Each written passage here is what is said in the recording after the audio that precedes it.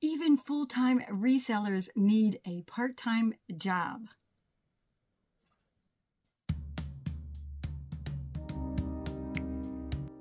What did I mean by that when I said full-time resellers need a part-time job? You need multiple streams of income. If you want to be your own boss, it's not one thing. I think we were all kind of trained for generations, maybe going back to your parents, your grandparents, is you go to school, you get a job, and in case of my grandparents, you work that one job for 40 plus years and then retire. You buy one house, you live in it for 30 years, you pay off that mortgage, then you live in it for retirement. That is not the case. I think we all know that. We are a very mobile society. People move on average out of their homes, even if it's just to the other side of town, once every 7 years or so. Now, we kind of did that when we were younger, my husband and I, and he did it because he was married before me. He bought a house, sold it, bought the next house, sold that one, then bought another house with me, because at that point he was divorced and he met me then, and then we sold that house, bought a house. We have since sold that house and bought another one. So everybody's moving all over. In fact, we even changed states. We moved from Pennsylvania to Michigan. I'm in Michigan right now. So let's get back to multiple streams of income. So this is part of my reseller vlog series, and it is all about reselling. So right away, multiple streams of income. Don't put all your eggs in one basket. We have heard that all our lives, right? Mostly from the investing side of things, is like you don't just buy one stock and hope that that's going to pay off. You buy lots of stocks, so you have lots of chances. Some are going to be good, some are going to fail. It's the same with your multiple streams of income. So the easiest way to not put all your eggs in one basket is there are lots and lots of marketplaces out there that you can sell things. You can do Facebook Marketplace. You can do it with shipping or local pickup. You can do eBay, which is also mostly shipping, but you can do local pickup for some items depending on what it is. You have Etsy, Poshmark, Depop, Whatnot. I'm like, oh my God, there's so many. Whatnot. I didn't write down a list. Whatnot, right? And now there's even more newer marketplaces opening up. I don't know if you guys saw Jocelyn's video. She streamed it to YouTube and to Facebook. I highly suggest you go see that. I'll put a link down below in the description, so you can just click on that link if you haven't seen it. She opened up her own marketplace, and it's called knickknacks.net. let me look here. Yeah, knickknacks.net. I'll put it on the screen here. It's NIKNAX.net. And you can become a buyer or a seller on that platform. She explains that this is just brand new. It's just opening up. She has some of her closer reseller friends already loading up that marketplace. And then she's going to open it up to new sellers after November 26th. So just putting that out there. But that's not the only reason why I'm doing this vlog. That is just like the newest thing that's happening. I think there is other ones too. I've heard of Vamp, which I got to go check out. That's by Misty Thrifter Junker Vintage Hunter. I think she also did the same thing. So that's another one. And there is just so many places. I know people sell probably on TikTok. I don't sell on TikTok, so I don't know how that works at all. I would imagine you can do that now because I think they have a marketplace. With Shopify, you can have your own Shopify store and sell things that way. And then another thing I do is a booth. And that has been my newest experiment. Is slowly gaining traction. And if you don't like losing money, this goes for investing and or being a reseller, it might not be for you. Sometimes you have to accumulate the losses month after month until it starts turning positive, and it wipes out all of those losses ahead of time, or after the fact, I should say, wipes all the losses that you accumulated up to that point, and then you're in the good. You create like a following on a booth or eBay, Etsy, Poshmark. The loss might be like, hey, I bought all this inventory. I need to sell it. I need to get my money back. I need to make profit. It's an investment in your business. You need to understand that it's not a home run. Everybody looking for silver bullets and home runs.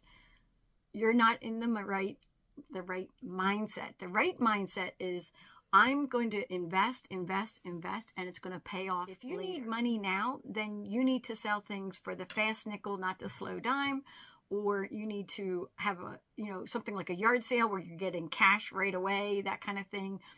Selling one-off items. Let's say you have, I have an air fryer I don't use anymore, and I'm just going to sell it on Facebook Marketplace. That's great. You can probably get your money pretty quickly. But if you're doing the reselling to actually, like flip for profit and like use it as part-time income or full-time income, you have to be selling across lots and lots of different platforms. You have to keep educating yourself on what you're selling, or, hey, I know about these items, but I need to learn more about this item or this type of item. Like, for instance, I didn't know anything about vintage. I actually started off, before I got my form of reselling, was on the Facebook yard sale sites prior to Facebook Marketplace, where I was buying furniture, picking it up off the curb, getting it at yard sales. Friends of mine, my one friend in particular, was finding the items. I was then painting them and flipping them for profit. And I was doing that just for a few extra dollars in my pocket, and I loved it. It was a labor of love. It was like $25 here, $25 there, $30 here. It was just a little bit of money that I was like, oh, hey, I can use that to, as my entertainment money, pocket money, that kind of thing. And that kind of grew into, my friend was doing a lot of reselling, and then I started reselling. She inspired me. My friend Sherry, you hear me talk about her every once in a while. And I started selling like women's fashions. I started on eBay and then went to Poshmark, and now I'm on all these different platforms. But that's not the only thing I do. And that's not the only thing you should do. Even if you're part-time reseller, you can work a part-time job or a full-time job and then do it part-time, right? Multiple streams of income. If you're a full-time reseller, you might still want to consider a part-time job outside of reselling. At the very least, you're giving up a little bit of your time, maybe 10, 15, 20 hours a week, maybe. You can also do a side gig that is short term. Like a friend of mine she's at a butcher right now because it is deer season. You may not like this, but there are deer hunters, and they need their deer that they, got to be butchered. She works there seasonally. She works there like 6-7 days a week for a very short amount of time. I think it's like 6 weeks, something like that. She works a tremendous amount of hours in a very short amount of time, and she gets paid really well for it. It's a nice side gig, right? I also have done side gigs where someone's like, oh my goodness, my caterers, they have this gig, but they both got sick and we need people to step in. And so my friend and I did it. I convinced 2 more people to do it, and the 4 of us went and did this high school or college, I'm not sure, high school or college graduation party at this person's house who had a lot of money. It was a lot of guests. It was almost not quite formal, but it was, they had rented tents and tables and all of that. They had food trucks at this place, but it was cash. It was great, so you can do that kind of thing, is always be looking for side gigs, short-term seasonal things. Back in the day, I worked full-time. My part-time job was I did seasonal work at the mall. I did the Santa set and the Easter set, where we take pictures of the kids with Santa and the Easter bunny. It was 6 weeks at Christmas time and 3 weeks or 3.5 weeks at Easter time. It was perfect. Trade stocks, investments. So you don't have to be like a day trader. It's about investing in general. If you work full time, make sure to be contributing to that 401k, regardless of what the market's doing. Just keep dripping into it. That's called dollar cost averaging. if you want to try your hand at investing on your own, learn about it. Watch the financial news, learn the financial terms, try it. At the very least, if you're not willing to risk like $100 or $500 to learn, then yeah, investing is probably not for you. Or if you can't stand the thought of investing $100 and losing it, you have to have losses. There is just losses you have to pay to learn, just like you would pay thousands of dollars for a college education. The idea is after 4 years and paying thousands of dollars is that you're going to get a job that's going to pay you more than if you didn't have that degree, right? So it's kind of like educate yourself, pay to learn, play to learn, right? I have like a financial advisor that I do investing with, but then I also have a Robinhood account that I invest in. There's lots of those type of accounts out there. There is just, there are oodles of them from all the different platforms. Pick one that you like or pick a couple of them. You can open up accounts. It's free to open up accounts. Nothing happens. You can even put money in them and there's just cash sitting there, right? And then you can drip into whatever investments you want to do. And so if you do invest, I'm not giving you financial advice. That is not what I'm doing. I'm just saying that that's a potential, another stream of income. Also, if you notice, all the big giant resellers that are on YouTube, they have YouTube channels getting YouTube income right away. Full-time reseller, YouTube income. There's also Facebook Reels. You can make money on Instagram doing Reels, going live on Instagram, going live on Facebook. Create a page for your, and this helps with your reselling anyways. Create a page for your reselling. Create an Instagram for your reselling and just start posting things. You might not necessarily get paid from Facebook or Instagram right away, but you might attract buyers who buy your things by showcasing some of your items. You might be able to drive that traffic to whatever website you're listing your items up on. Another thing you can do is rental income. I know lots and lots of, because they talk about it. If you listen to these resellers, they're like, oh yeah, one video out of 100, and they might mention their rental income. They have Airbnbs, they rent rooms, they rent, houses out, they buy a house, they rent it out. Rental income. So if you are thinking to yourself, I hate my job, I don't want to work this anymore, how can I get away from working for my job, at my job, whatever it is, I want to be a full-time reseller. Just think about it. It's not one single thing that you do. It's never one single thing that you do. You should be thinking, how many ways can I make money? How many irons can I have in the fire? How many streams of income? So if you have investment income, even if you do it with a financial advisor and you don't want to trade on your own, you're going to have like dividends, right? Dividends is an income. Money markets are paying a lot right now. Now that as soon as interest rates come down, the rates on those money markets come down. You can have your money in safe things like CDs and things like that. So long as you're making interest on your money or dividends, and then if you invest it low and sell it high, you have the capital gains part of it. And that's another way of like making your money. And I would definitely, if you're going to add the investment thing and you're like, I don't know how to even begin to learn, I suggest to everybody you do it on a piece of paper. Start watching and following all of the financial news on TV, on YouTube, and not the people that are not the kids doing it.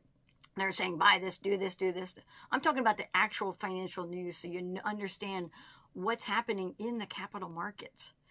And then like write down on a piece of paper, like, names that like Kellogg's, Coca-Cola, things like that. And be like, on Thursday, it was trading at such and such a price. And, let's see what it's going to trade next Thursday when I check it again. Or Monday, or every day that week, and just write down what's happening with it. Is it going up, down? Did they pay a dividend? when are they going to pay the dividends, and learn how to navigate that. Learn to navigate the apps. Oh, my camera just fell down. And that way you can have another income stream. I just think it's important. People think it's a one-time thing. They just they quit their jobs, they start reselling, they won't go from part-time to full-time, or they just start full-time right away. Everyone suggests never do that. You need to have 6 to 12 months of savings before you quit your job to become a reseller.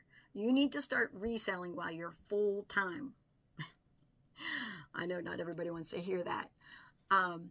If you ever heard of the book, The 4-Hour Work Week, might want to read that one. In general, I never read the book, but I know in general, the basic principle there is 4-hour work week. I mean, that's the name of the title. I'm sorry. Multiple income streams. Multiple income streams. I always suggest reading The Millionaire Next Door, that book.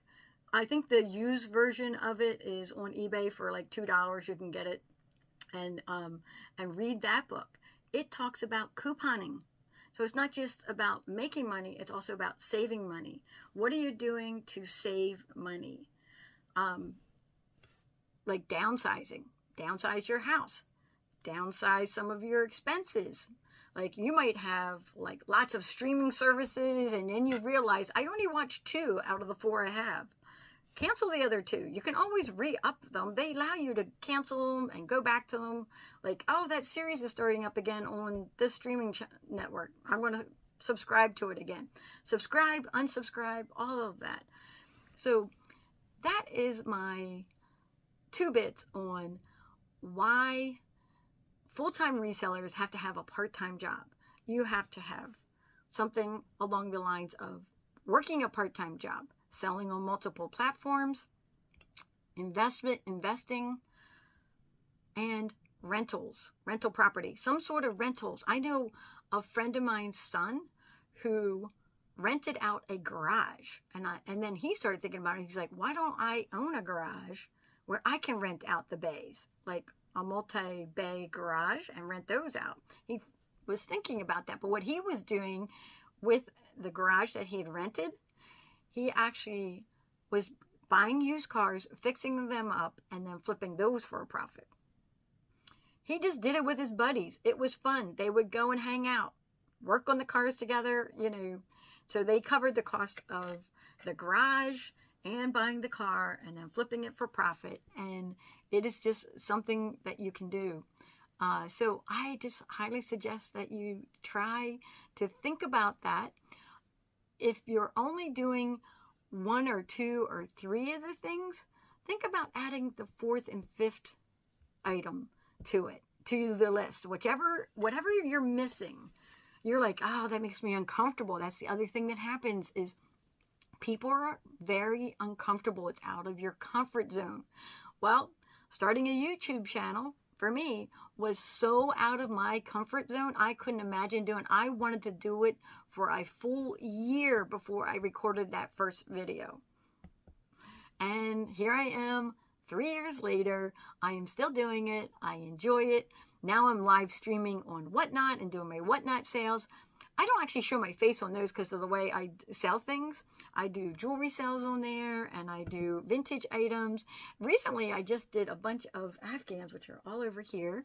And so I am trying every which way to make little bits. It adds up all over the place. I even when I go on vacation, it's just not a vacation for me. I'm always thrifting and buying things. On my ski vacations, the first thing I do when I get to a new location is there a thrift store? Can I go thrifting? Can I leave room in my bags so that I can buy things? Even if it's breakables, like I've bought like mugs. I buy mugs anyways. I buy the souvenirs. I want to make sure I get my souvenirs home, but I also try to buy something I can flip for a profit. If that's not in the cards on that vacation, that's fine. When I go down to Florida, I know there's thrift stores down there. I go right to the thrift store and I buy things. Because sometimes from Michigan to Florida, it's really cheap flights on, we use like Spirit Airlines, and we do like a backpack. So where it's like down and back, it's like really quick. And I have bought items at the thrift store, turned around and sold them, and almost covered the cost of like my ticket for down and back. I have a few more things to sell, and then it'll cover the cost of me and my husband's flight. And that's like a net zero type of deal. I know. I met a woman once who was selling something at it was like a big giant craft fair. There's all these people with all their things that they sell. And she had a really small stand. And she's like, I don't care if I only sell like $10 worth of stuff. I'm going to go and buy a $10 bottle of wine. And I'm going to enjoy that bottle of wine for 3 or 4 days. She was just thinking about the net zero thing.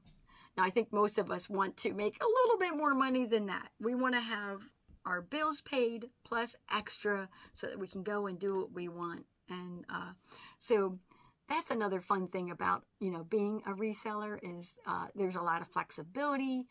The hours you work, the days you work, don't work. If you don't want to work, you don't have to. You can take days off. You can take a week off.